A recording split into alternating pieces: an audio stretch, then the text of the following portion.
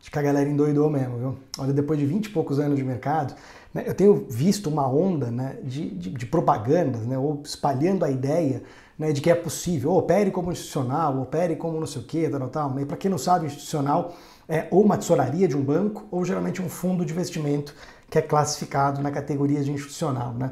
E assim, essa onda essa propaganda, né, dessa ideia repercute no meu Instagram para um monte de gente me perguntando, né? Ou no Instagram, ou até nos comentários do YouTube. E aí, André, é possível ou não uma pessoa física como nós, como eu, como você, operar como institucional? Se você tem essa curiosidade, tá? Assiste comigo aqui até o final desse vídeo, vai ser bem bacana.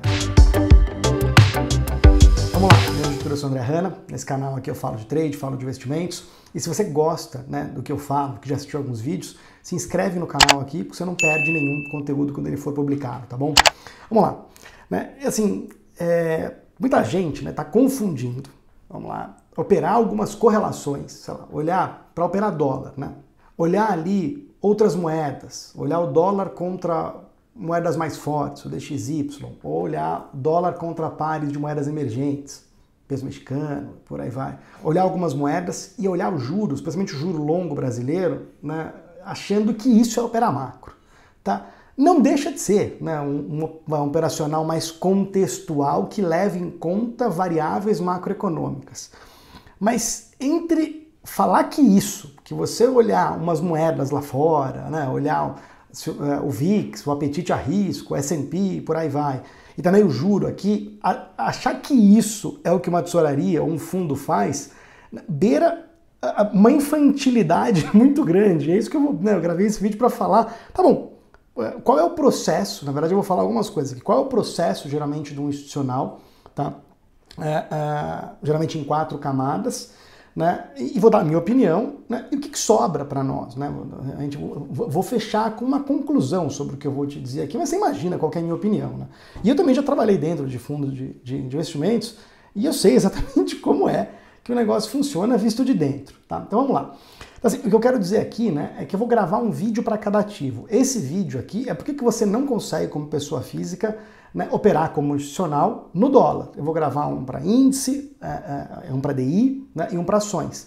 Porque cada ativo tem uma particularidade. Na verdade, o processo em 4 camadas é muito parecido, mas cada ativo tem uma particularidade da forma como que o institucional opera, né, essa visão mais macro, e acho que vale a pena gastar um pouquinho de tempo fazendo cada um deles. Esse aqui é para câmbio, tá? Vamos lá. Quais são essas 4 camadas, tá, em que geralmente, né, ou 4 linhas de raciocínio em que o institucional usa para poder operar dólar, tá? Ou operar, ou fazer uma posição de dólar, tá? A primeira delas é a camada do fundamento, da análise do fundamento, que geralmente ela depende de um economista, ela nasce na mão de um economista. E o que esse cara faz? Geralmente ele traça um cenário futuro, né? Ele entende o cenário presente e traça um cenário futuro. André, o que é traçar um cenário futuro? Para cada ativo vai ter uma particularidade do que é o cenário macro futuro, mas geralmente, tá? Geralmente, vamos falar para câmbio aqui, envolve uma previsão de quanto cada país, porque câmbio é uma aposta relativa entre países, não é uma aposta isolada, idiosincrática no Brasil ou nos Estados Unidos ou na zona do euro, é uma aposta relativa. Então você vai ter que estudar o crescimento daquele país visto pelo PIB, tá? Assim, não é tão simples, mas assim, o crescimento vis-à-vis ao potencial, ao crescimento potencial. Então, estimar quanto aquele país vai crescer, estimar o nível de inflação de cada país e a resposta esperada de política monetária, ou seja, Banco Central subir ou cair juros, ou pelo menos não é subir e cair, em que nível o juro real vai estar em relação ao juro neutro, que é justamente se a política é expansionista ou contracionista. Você não entende nada disso. Eu sugiro que você olhe meu curso de alocação por paridade de risco, que apesar de não ser um curso de trading, ensina a decifrar tudo, que pelo menos uma boa parte dele, 1/3, é ensinar essa parte macro, tá? Mas no final dele é você montar uma carteira de investimentos, uma coisa para longo prazo, mas tem ajudado bastante day traders a entender como é que funciona essa questão de cenário e a resposta de política monetária. Por quê? Porque quando você vai fazer uma aposta no câmbio, é muito importante, um dos drivers é diferencial de juros. É muito importante você saber, sei lá, se o juro do Brasil está subindo e o juro americano, por exemplo, está caindo. Tá? Abre um diferencial de juros em que pô, um dos drivers, um dos fatores, não é o único, para impactar câmbio através de uma das contas do balanço de pagamentos, é o mercado, o gringo, vir aplicar no Brasil. Se o juro aqui está subindo e o juro lá fora caindo, não é o cenário agora, mas pode ser, o diferencial está abrindo, fica mais vantajoso para um gringo vir e aplicar na renda fixa brasileira. Tá? Esse é um dos drivers que atrairia dólares para o país, em teoria apreciaria a moeda brasileira. Um dos, não é o único, tá? Tem diversos outros, eu não vou conseguir abordar todos aqui, porque eu precisaria de horas para poder explicar toda essa estrutura, tá? Então, diferencial, crescimento e inflação entre os países. Por que crescimento e inflação? Porque são os inputs do modelo do Banco Central de cada país para definir se os juros vai subir ou vai cair. E o diferencial de juros acaba sendo um dos players, um dos drivers importantes na hora de traçar cenário, tá? E também, né, uma estimativa, esse economista calcula uma estimativa do que é o conta corrente daquele país. A conta corrente é uma das contas do balanço de pagamentos, que é o registro de tudo que entra e sai de câmbio físico do país, tá? E que envolve ali tudo que é exportado, importado e serviços prestados interno ou externamente. O economista também geralmente traça uma estimativa disso, tá? Para todos os países. Bom, então o cenário é esse é o primeiro ponto, traçar o cenário macro. De novo, não adianta só estudar Brasil, tem que estudar Brasil e outros países do mundo para poder conseguir fazer uma aposta relativa de diferencial de juros e como é que está o conta corrente daquele país. Tá? A segunda camada é a camada do valuation, mas ela é um pouco mais ampla, mas ela pode ser chamada de camada do valuation, que é o seguinte, olha, o dólar hoje está a 5. No cenário, na etapa 1, que o economista traçou, tá? Se aquele cenário que o economista traçou se concretizar, tá? O câmbio teria que valer 4,70. Estou chutando aqui, eu não estou falando de variáveis concretas ou reais, apesar desse número ser um número verdadeiro para o momento atual. Tá? 4,70 seria o câmbio correto se o cenário que o economista traçou se concretizar. Tá? Essa segunda etapa da camada do valuation é conseguir atribuir uma probabilidade do cenário estimado acontecer e monitorar ele, né? Na verdade isso faz parte do item 1, do fundamento, né? Que é atribuir uma probabilidade para aquele fundamento acontecer e conseguir monitorar isso. Olha, a probabilidade agora é maior, é menor. Não precisa ser 67,7 probabilidade, monitorar numericamente. Em alguns casos é, tá? Mas nesse caso o dólar é mais difícil, é uma probabilidade mais subjetiva. Olha, aumentou ou diminuiu a probabilidade daquele cenário A ou B acontecer. A camada 2, que é do valuation, é o seguinte, se aquele cenário acontecer, quanto que teria que estar o câmbio? E quanto que ele está hoje? E para enxergar se tem uma simetria entre o que está hoje e o que estaria ou o que estará se aquele cenário que o economista previu se materializar 3, 4, 6 meses, 8 meses, um ano à frente. Tá? Camada do valuation. Nessa camada do valuation também costuma ter uma conta contrária, tá? Que é o seguinte, hoje o câmbio está 5, preço de tela. Uma conta contrária que é o seguinte, o que está embutido em termos de fundamento no câmbio a 5 hoje? Que cenário? É uma conta reversa. Então ele faz a análise 1, né? Que é, olha, eu acho que o cenário é tal. O Brasil vai crescer acima da média dos emergentes, com a inflação mais controlada e o juros está o mais alto do mundo, então é o diferencial mais alto do mundo. Ou seja, por diferencial de juros, o Brasil vai sugar a capital do resto do mundo. Tá? Um dos pontos. E o conta corrente está muito bom, porque o país exporta commodity, os termos de troca vão continuar muito altos e é uma aposta muito saudável. Estou falando um cenário possível aqui. Se apostar no real contra outros emergentes que não são exportadores de commodities. É um cenário. É um possível cenário macro. O valuation reverso, né, que está dentro da segunda camada, é o seguinte, putz, quanto que no câmbio de 5 hoje está atribuído, quanto que o diferencial de juros estimado, né, no meu cenário, já está precificado no 5 hoje?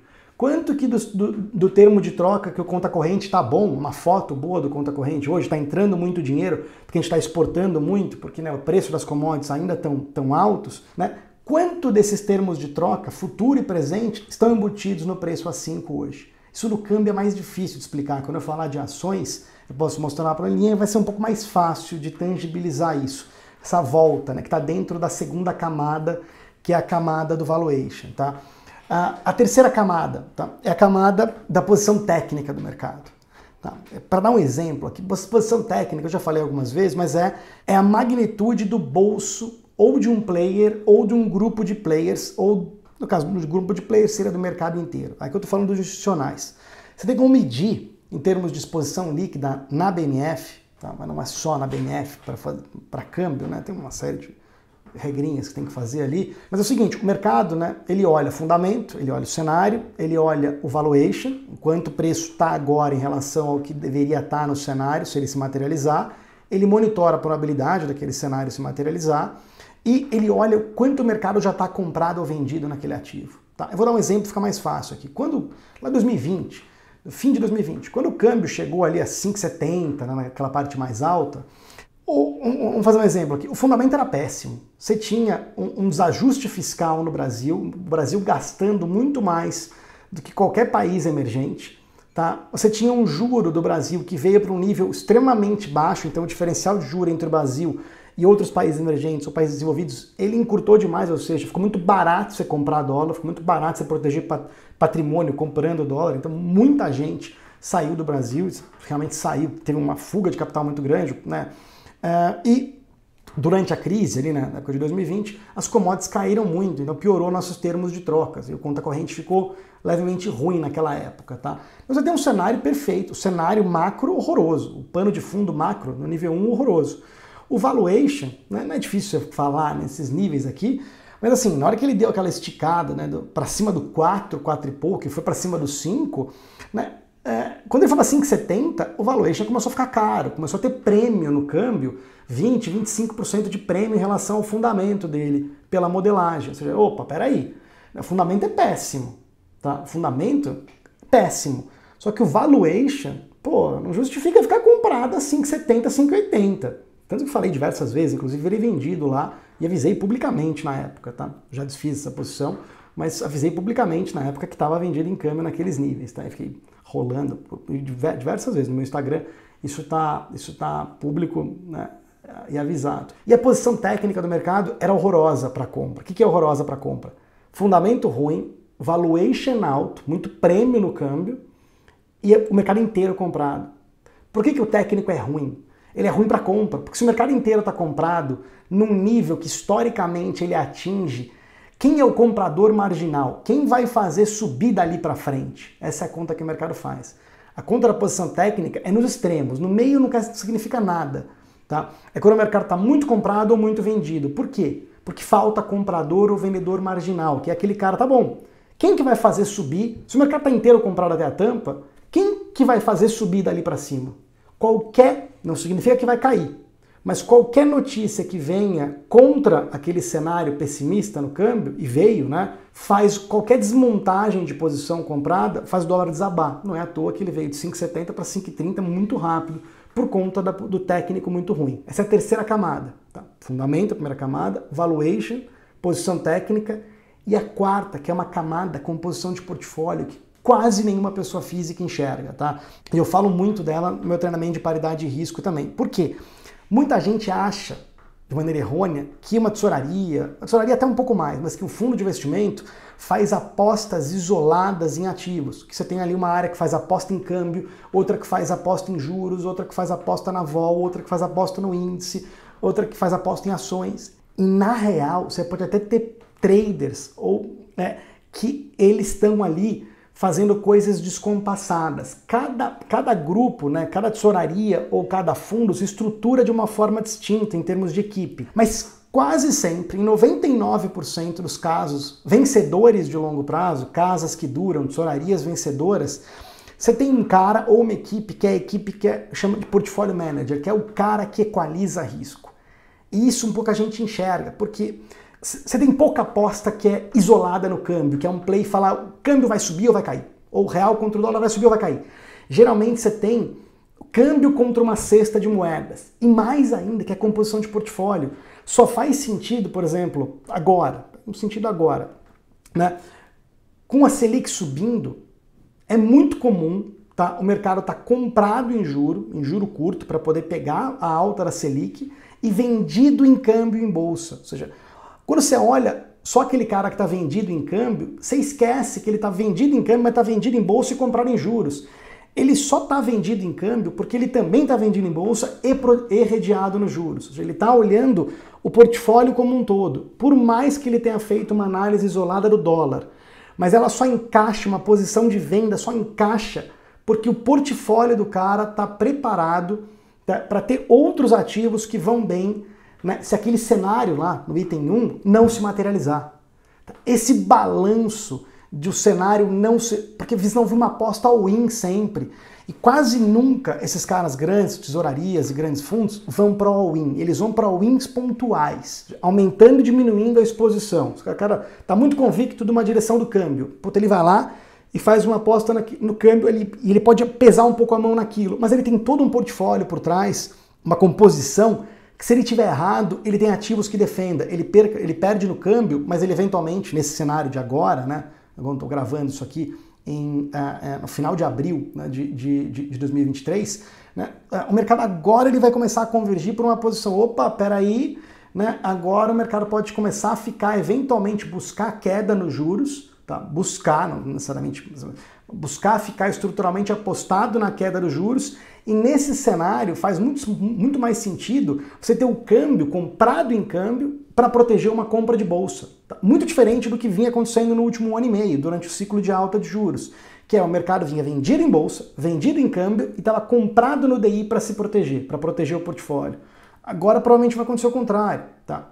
O mercado estruturalmente vai vender juros, estruturalmente, tá? Comprar a bolsa e comprar o câmbio para poder defender os juros. Ah, André, é nesse nível, então não vai cair mais? Putz, cara, é difícil saber. A maior parte das apostas de câmbio, elas não são apostas isoladas. Elas têm essa quarta camada da composição de portfólio, tá?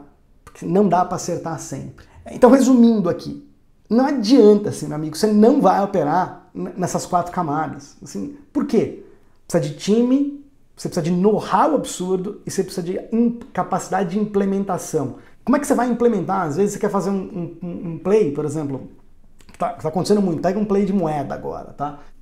O mundo tá achando, pega um cenário, o mundo vai desacelerar, tá? Os Estados Unidos vai desacelerar e por aí vai. Se o mundo desacelera, as commodities tendem a cair, porque, pô, commodity, né, a demanda por comida, né, por minério e por aí vai, tende a cair. Se a demanda tende a cair, os países que são mais exportadores de commodity, né, tendem a ter uma deterioração da conta corrente. Se deteriora a conta corrente, o câmbio desses países, em teoria, deprecia. O Brasil é um deles. Então você tem aí, por exemplo, como é que você expressa isso no mercado? Tá? Alguns caras podem, por exemplo, comprar peso mexicano, que está dentro da categoria emergente, tá? E vender uma cesta de outras moedas emergentes que são ligadas à commodity. O real é uma delas. Como é que você vai... Esse é um ponto, o cara implementou isso. Só que esse é uma aposta all-in, que o mundo vai entrar em catástrofe.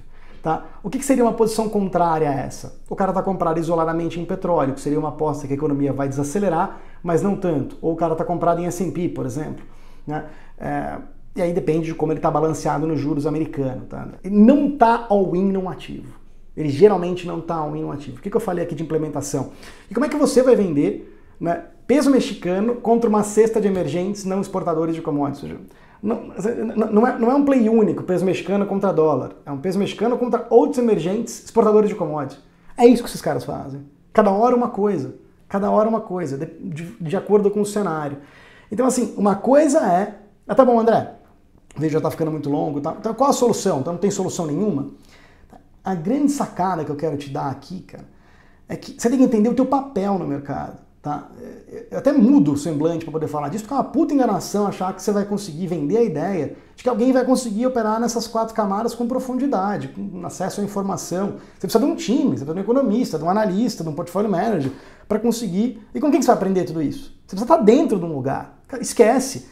Né? O teu papel não é competir em previsão de cenário, né, em capacidade de achar assimetria por valuation. Você não vai conseguir competir com os caras.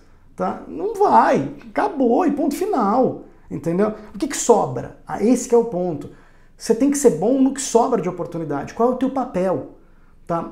Por muitos anos eu explorei ineficiências, pequenas ineficiências, né, durante o processo de price discovery, que é, né, gravei um curso na Nelogica, alguém sabe, alguns já viram lá, que eu explico toda essa base do que é o processo de Price Discovery e como é que o fluxo se encaixa para poder pegar o que eu achava que sobra para mim. Tá? E tem outras formas, tem modelagem de preço justo, né? E por aí vai. Então, é isso, cara. Não fica brigando por uma coisa que é imbrigável. Não dá para competir nesse nível com esses caras. E acabou. A não ser que você esteja dentro de uma tesouraria ou de um fundo de investimento, que você vai aprender e que você está munido de uma equipe, de informação e por aí vai. Mas não significa que você não tenha chance no mercado. Tem. Mas saiba por que você está brigando. Qual é o teu papel no mercado. Tá? Essa foi a mensagem que eu queria passar aqui. Se você gostou, você dá uma curtida, que é importante para o YouTube reconhecer isso, mostrar para outras pessoas. Deixa um comentário aqui embaixo, vai de verdade, dizendo o que você achou, tá? Um vídeo diferente, tá? Se eu devo ou não fazer esse mesmo vídeo falando dessas camadas para os outros ativos. Se você tiver alguma sugestão de tema, alguma coisa que você quer que eu fale e que eu saiba falar, quem sabe isso não vira tema para o próximo vídeo. Beleza? Abraço, até mais.